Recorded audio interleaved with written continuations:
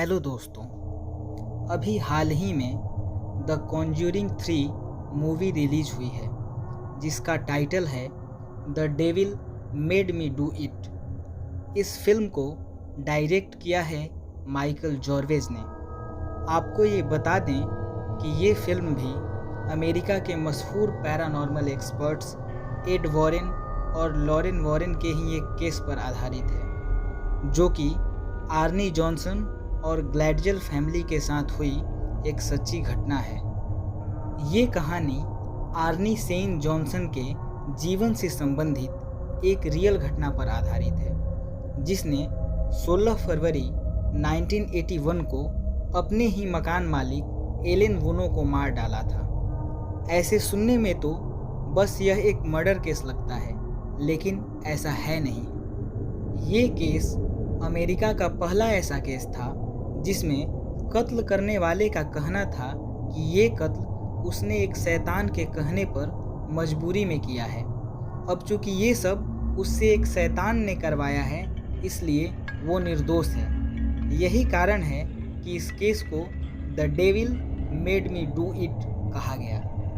तो आइए जानते हैं इस घटना के बारे में। इस कहानी की शुरुआत होती है 1981 से, जब ग्लैडजेल फैमिली ब्रुकफील्ड के कनेक्टिकट नामक एक शहर में रहने के लिए आती है। इस फैमिली में 4 लोग थे: ग्लैडजेल, उनकी पत्नी, एक बेटा और एक बेटी।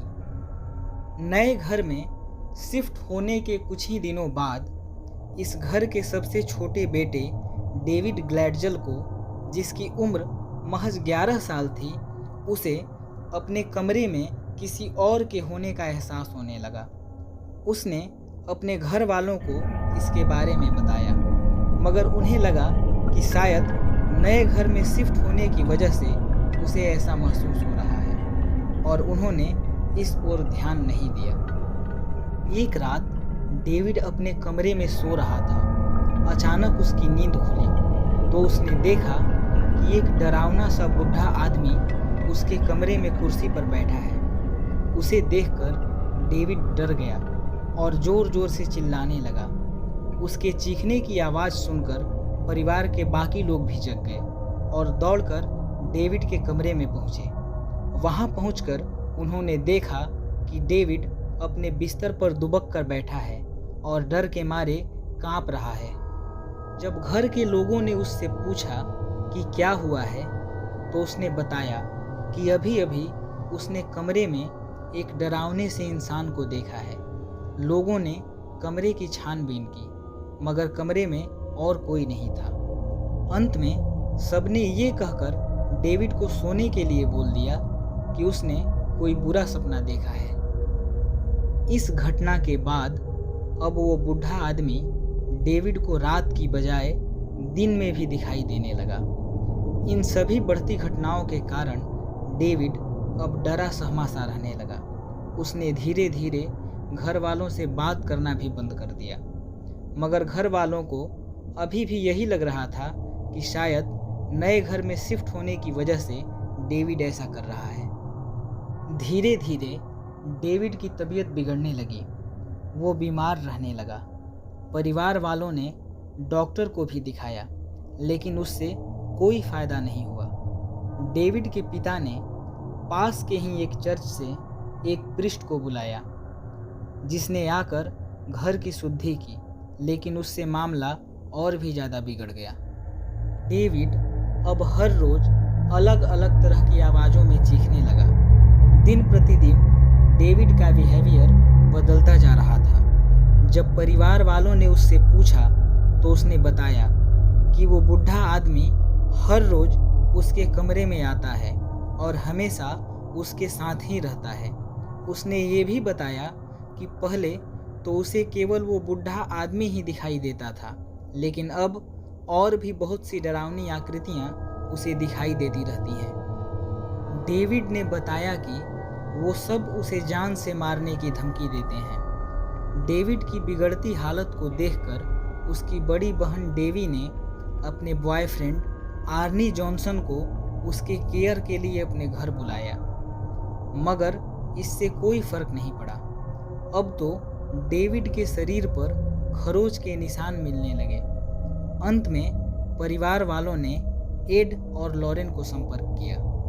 एड और लॉरेन अगले ही दिन उनके घर आए और उन्होंने डेविड से बात करने की कोशिश की। डेविड से बात करने पर यह पता चला कि एक काली परछाई हमेशा डेविड के साथ रहती है। वॉरेन समझ गए कि डेविड पर किसी डेमन का साया है, मगर जब उन्होंने केस को और गहराई से अध्ययन किया तो पाया कि डेविड पर 1-2 नहीं बल्कि 43 डेमन्स का साया है।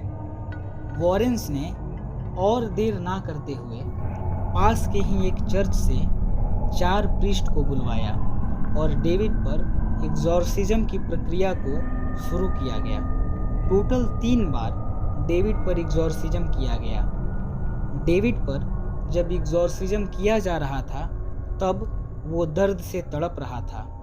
ये सब देखकर डेबी का बॉयफ्रेंड आर्नी जॉनसन क्रोधित हो गया और उसने डेमन्स को ललकारते हुए कहा कि वो सब कमज़ोर हैं, इसलिए इस छोटे से बच्चे को परेशान कर रहे हैं।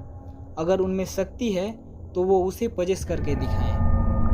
एग्जॉर्सिज्म के खत्म होने के बाद डेविड पूरी तरह ठीक हो गया। डेविड के ठीक होने के बाद डेबी अपने वर्क प्लेस के पास ही एक घर में अपने बॉयफ्रेंड आर्नी जॉनसन के साथ शिफ्ट हो गई। ये घर डेबी के ही बॉस एलन वुनो का था, मगर अब आर्नी जॉनसन के ही व्यवहार में बदलाव आने लगे। उसे भी डेमन के विजन्स आने लगे। जो हालत पहले डेविड की थी वही अब आर्नी की होने लगी। शायद ये सब इसलिए हो रहा था क्योंकि उस रोज आर्नी ने शैतान को चुनौती दी थी। 16 फरवरी 1981 को आर्नी डेवी से मिलने उसके वर्क प्लेस पर जाता है। डेवी के साथ उसकी बहन वांडा और उसकी 9 साल की कजन मैरी भी थी। डेवी के बॉस एलन वुनो उन सबके लिए लंच लाते हैं और खुद पीने लग जाते हैं। वुनो को नशे में देखकर डेवी उन सबको वहां से जाने के लिए कहती है, मगर वुनो थोड़ा अजीब बिहेव करने लग जाते हैं। ये सब देख आर्नी गुस्सा हो जाता है और गुस्से में आर्नी और वुनो के बीच झगड़ा होता है और आर्नी 5 इंच के पॉकेट नाइफ से वुनो पर कई बार हमला करता है। इससे वुनो की मौत हो जाती है। आर्नी वहां से भाग जाता है और 2 मील दूर पुलिस द्वारा गिरफ्तार किया जाता है।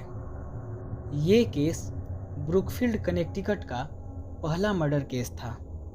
आर्नी के गिरफ्तार होने के बाद लॉरेन ने ये बयान दिया कि मर्डर करते वक्त आर्नी पजेस्ड था। ये बात मीडिया में आग की तरह फैल गई। कुछ लोगों ने वॉरेन्स को फ्रॉड बताया तो कुछ लोगों ने इन्हें सच माना। आर्नी के लॉयर ने पूरी कोशिश की कि उसे सज़ा न हो, लेकिन कोर्ट ने उसे 20 साल की सज़ा सुनाई। लेकिन आर्नी 5 साल के बाद ही अच्छे व्यवहार के कारण बाहर आ गया। इस घटना पर कई सारे टीवी शो बनाए गए और कई सारी किताबें भी लिखी गई, मगर आज भी आर्नी और डेबी इस घटना को सच मानते हैं। तो ये थी द कॉन्ज्यूरिंग 3 की कहानी।